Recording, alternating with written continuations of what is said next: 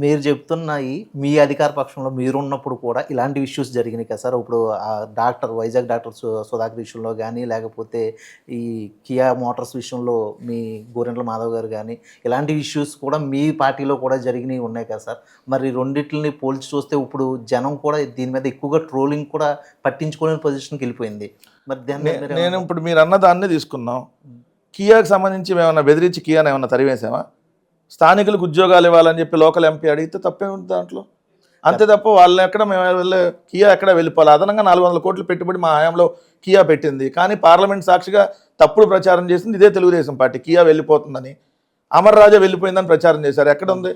అదే కరకంబాడిలో, చిత్తూరులో ఇప్పుడు కూడా అమర్ రాజా అక్కడే ఉంది కదా. అమర్ రాజా వెళ్ళిపోయిందని ప్రచారం చేశారు. సో కొట్టించుకున్నారనేసి ఆయన కూడా వీడియోలు తీసి పెట్టాడు కదా సార్. ఎవరితో కొట్టించి ఉన్నది? అది వైఎస్ఆర్సీపీ కొట్టించిందని అనేసి ఆయన వీడియోలు తీసి పెట్టాడు కదా. ఇది డాక్టరా కదండి, ఎంపీ గారు గల్లా జయకుమార్ గారు ఉన్నారు కదా. గల్లా రఘురామకృష్ణరాజు కదండి, ఆ గతంలోనే గల్లా జయకుమార్ ఎంపీగా చేసినప్పుడు ఈ వైఎస్ఆర్సీపీ నన్ను కొట్టించింది అనేసి ఆయన వీడియో తీసి పెట్టుకున్నాడు కదా సార్. ఎవరి మీద దాడులు చేయలేదు, ఎవరిని కొట్టించలేదు ఆయన. మరి మీకు దాని గల్లా జయదేవ్కి సంబంధించిన దాంట్లో క్లియర్గా అక్కడ వాళ్ళు పర్యావరణాన్ని ధ్వంసం చేస్తూ పొల్యూషన్ని విపరీతంగా అక్కడ మొత్తం వదిలేయటం వల్ల అక్కడ ఉన్న ప్రతి ఒక్కళ్ళ బాడీలో లెడ్ సీసం అనేది ఎక్కువ ఉందని చెప్పి 3000 మందికి టెస్టులు చేస్తే ప్రతి ఒక్కళ్ళు లెడ్ సీసం ఎక్కువ స్థాయిలో ఉంది. సో అందుకని ముందు వాటిని కంట్రోల్ చేయాలని చెప్పాం. అప్పుడు అలా అలాంటి ఇన్సిడెంట్లు జరిగే కదా ఎల్జీ పాలిమర్స్లో ఇదయింది. అట్లాంటిది ఇంకో చోట జరగకూడదని మేము చర్యలు తీసుకున్నాం. అంత తప్ప మేము అక్కడ వ్యక్తిగతంగా ఎవరి మీద దాడులు ఇవ్వాలా.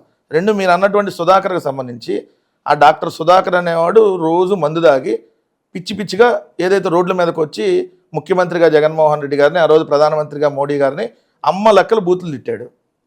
తిట్టి ఆల్రెడీ తాగి డ్రైవింగ్ చేస్తానంటే పోలీసులు ఏం చేశారు, అరే నువ్వు ఇప్పటికే తప్పదాగా ఇక్కడ చేస్తున్నావు, మళ్ళీ తాగి డ్రైవింగ్ చేస్తే ఏదో ప్రమాదానికి గురైద్దని చెప్పి అతను తీసుకొని వెళ్ళి ఏదైతే వాళ్ళు ఒక స్టేషన్లో పెట్టి తర్వాత హాస్పిటల్కి తీసుకొని వెళ్ళారు. సో దానికి ప్రభుత్వానికి లేదంటే దానికి మేము కక్ష చేసాము లేదంటే దాడులు చేసాము దానికి ఎట్లా ఉంటుంది? ఇప్పుడు మీరే చెప్పండి, ఎవడన్నా తప్పదాగి రోడ్డు మీద ఇప్పుడు అదే తాగి డ్రైవ్ చేస్తే రేపు పొద్దున వేరే వాళ్ళ ప్రాణాలు పోతాయి కదా. అట్లాంటి తాగి చేసే వాళ్ళని తీసుకెళ్తే దాన్ని తప్పంటే ఎట్లా? సో మా మీద ఒక దుష్ప్రచారం చేశారు. ఎక్కడో ఏదన్నా చిన్న ఇన్సిడెంట్ జరిగినా దాన్ని మొత్తం ప్రభుత్వానికి అంటగట్టి మొత్తం రాష్ట్రం అంతా ఇదే జరుగుతుందని చూపించి రాజకీయంగా లబ్ధి పొందారు. అది మేము ఈరోజు అట్లా లేదే, ఉన్నదే వాస్తవం చెప్తున్నాం. ఇప్పుడు నేను చెప్పినట్లు ఏమైనా తప్పున్నాయా? 23 నెలలైనా శవం దొరకలేదంటే మనం భూమి మీదే ఉన్నామా? మనం అసలు మనుషులమేనా? అసలు ఈ టెక్నాలజీలోనే ఉన్నావా? శవం ఎక్కడుందో కూడా తెలియదు అని అంటే ఏం ప్రభుత్వం నడుస్తున్నట్టు? సో 40 రోజులైతే యువకుడు ఎక్కడున్నాడో లేదు, చంపేసామని డైరెక్ట్ పోలీసులు సిఐ చెప్తున్నాడంట, మీ కొడుకుని చంపేశావు నువ్వు రామా ఇంక స్టేషన్కి అని చెప్పి. ఇది ఆటవిక రాజ్యంలో కూడా ఇలా ఉండదు కదా. కనీసం కొంతన్నా మానవత్వం ఉంటుంది కదా. 1% అన్న ఈ ప్రభుత్వానికి ఒక 0.5% అన్న మానవత్వం ఉందా? అరే చంపేసి శవాలను కూడా మాయం చేస్తున్నారు. డెడ్ బాడీలు కూడా కనపట్టలేదంటే మనుషులు మాయమైపోతారు, డెడ్ బాడీలు దొరకవు. ఇదే ఏపీలో 2 ఏళ్ల పరిపాలనకి అనేక ఎగ్జాంపుల్స్. సార్ ఇప్పుడు మీరు మాట్లాడుతున్న గాదే సాయికృష్ణ కానీ, గతంలో తెనాల్లో జరిగిన ఒక రౌడీ షీటర్స్ని బయట రోడ్డు మీద కొట్టిన విషయం కానీ, నెల్లూరులో ఉన్న ఈ శ్రీనివాస్ అని రౌడీ షీటర్ విషయంలో కానీ, ఇటువంటి విషయాలన్నీ కూడా వైఎస్ఆర్సీపీ స్టాండ్ తీసుకుంటున్న టైంలో వాళ్ళందరూ కూడా ఒక రౌడీ షీటర్సో లేకపోతే వాళ్ళు ఎంతమంది క్రైమ్ రేట్లో ఉన్న వాళ్ళతోనే ఎక్కువగా వైఎస్ఆర్సీపీ మింగిల్ అవుతుంది లేకపోతే ట్రావెల్ అవుతుందనే ఒక రూమర్ని, గాసిప్స్ని ఇప్పుడున్న అధికార పక్షం గట్టిగా జనాలకు చూపిస్తుంది.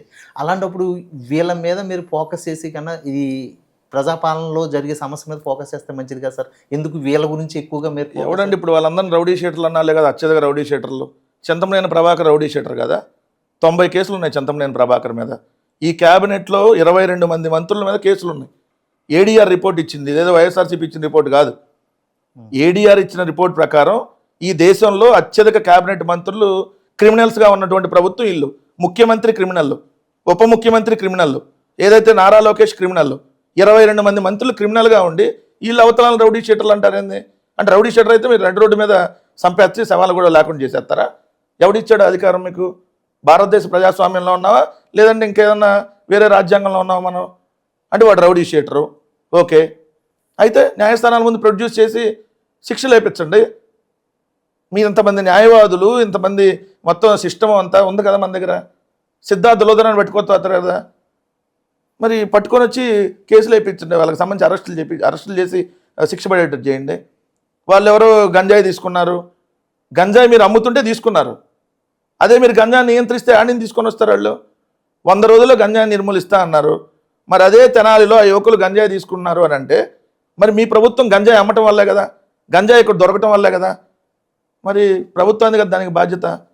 రెండో అందుకని చెప్పి మేము రోడ్ల మీద కొట్టేసి వీడియోలు తీసేస్తాము, లేదంటే వాళ్ళని చంపేస్తామనంటే మరి ఇప్పుడు చంపాల్సింది లేదంటే అట్లాంటి శిక్ష వేయాల్సింది ముందు ఎంతకంటే పెద్ద రౌడీలుగా ఉన్నటువంటి వాళ్ళు కదా, మరి దానికేం సమాధానం చెప్తారు?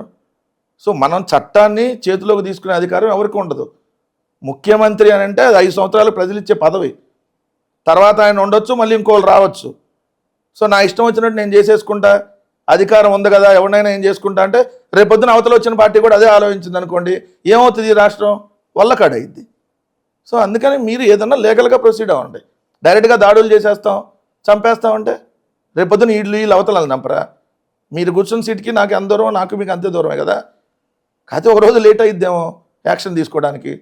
మీరు 4 తీసుకొని వచ్చి ఈరోజు అటాక్ చేస్తే నేను మళ్ళీ మీ మీద అటాక్ చేయడానికి 4 రోజులు లేట్గా వచ్చాము, వదలరు కదా ఎవడో. సో ఈ ప్రభుత్వం గుర్తుపెట్టుకోవాల్సింది ఏంటంటే మీరు చట్టాన్ని చేతిలోకి తీసుకొని ఇష్టం వచ్చినట్టుగా మేము వ్యవహరిస్తామంటే అదే చట్టాన్ని అవతల వాళ్ళు కూడా చేతిలోకి తీసుకొని అంతకంటే ఎక్కువ చేస్తే ఏమైద్ది అనేది ఆలోచించాలి. ఆలోచించకుండా మేము మూర్ఖంగా వెళ్తామంటే వెళ్ళండి, వాళ్ళు ఆరంభించారు, యువతల వాళ్ళు దాన్ని ముగింపు పలుకుతారు. అక్కడ దాకా తెచ్చుకుంటున్నారు వాళ్ళు. ఇప్పటికైనా తెచ్చుకోకుండా ఆపితే మంచిది, కాకుండా అలా చేస్తే రేపొద్దున అదే జరుగుతుంది.